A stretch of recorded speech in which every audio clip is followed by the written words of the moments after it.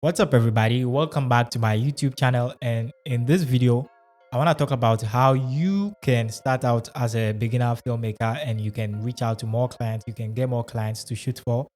So, yeah, just a backstory. I'm a software engineer that's trying to transition into filmmaking. I mean, I've started this journey not quite long ago, but then I've gathered some tips and then I'd like to share with the community. And if you guys do have any more tips for me, please do let me know in the comments. So yeah, the first thing you want to do as a beginner filmmaker is to network with people in the community. I mean, you should get to know people that are already in the system and they are doing things for clients. You would get to know a lot. You would get to know where most of the things happen. You can even request to do BTS for people, and if they are kind enough, they will let you. And then I think the other thing I realize is that you should develop this business mindset. I mean, you shouldn't show up just be the guy with the camera or the guy with the 8K rig. I mean, you should approach this from a business perspective. Your client is a business person and you'd want to meet them halfway. Usually you'd find people and their main selling point is what I can shoot 4K, I can give you 8K raw, I'm coming to your set with a red Komodo, the Black Magic 6K. And I mean, all these things are nice to have, but then, I mean, we can equally shoot a very good content and we wouldn't need any of this. So it makes much sense. I mean, this also applies to software engineering. It's one of the things that I carried over from software engineering into my filmmaking. I mean, you can write all the codes in the world, but then if it doesn't fix your client's issue, I mean, they would be gone and you would never get to work with them again. You should understand their problem. Now, just a little backstory. I had a client approach me some months ago. This client runs a lounge business. People come around, they have drinks, they have a good time. And then I'm also one of the people that do go to this place. And then when I had my camera, I thought, okay, wait, I could actually go to this place and shoot for free, just do my own thing as a way to practice. And then, I mean, the shots came out nice. I would capture people in their best moments, capture those emotions. And then when I come back home, I'll stitch them together into a nice event highlight. And then I'll post on my socials and then I'll tag them. And then, yeah, one time the owner of the place reached out to me and was like, hey, can you come shoot this event highlight for us? Like, we have this event coming up and seeing your works, we think you would really do good. And I mean, I'm just a guy with a camera. And then they reached out to me.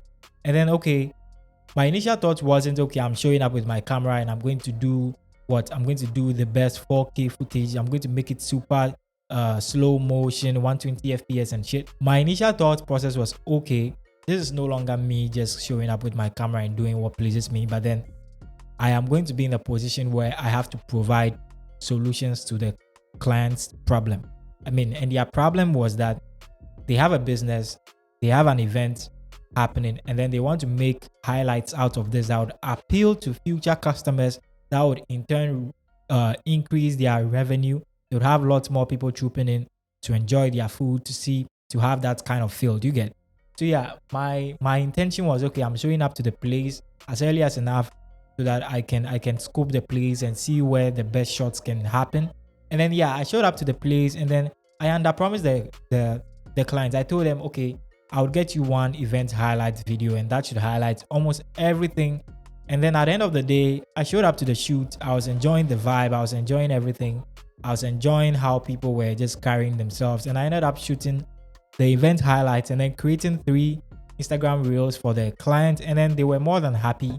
It solved their problem. Like, they posted it and I saw that lots of people liked it. People were sharing here and there. And I, as a filmmaker, that means a lot to me because I can see my work, I mean, being of value to my clients. Now, the second thing you'd want to also note is that as a filmmaker, you can't just be in your room and be shooting things and just keeping them on your camera. You need to post, you need to be social, you need to show it to people. I mean, people need to know about you. You don't just want to be the guy with the camera. You want to shoot things that you would post, you would share with people. And then as you keep doing that, hopefully the algorithm recognizes you or someone sees your work. You can never know. Someone sees your work somewhere and they're like, okay, we would want to work with you. How much is your rate? How much is your this thing? And then I think the last thing that I will actually talk about is the fact that in this space, in this filmmaking space, what I've realized that you need to be conscious of is that you need to network with people. That is very important. You need to network with people because that would really give you the boost that you need to make it quickly in the filmmaking space. It's a very competitive space.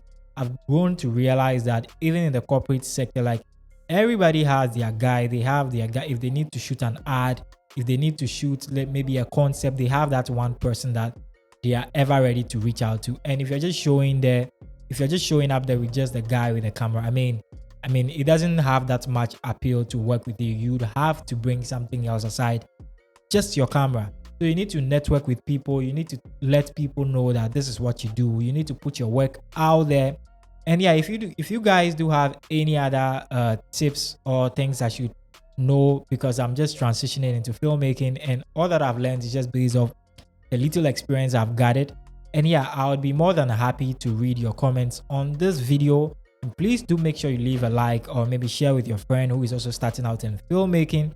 On this channel, I primarily do videos on things that I share, that I do to my footage, like color grading, how I compose my shots, how I get my exposure right in camera, and how I do my sound design and things like that. So if that's something that really interests you, or maybe you are a software engineer who is looking to transition into filmmaking, I think my channel is the best place you should be.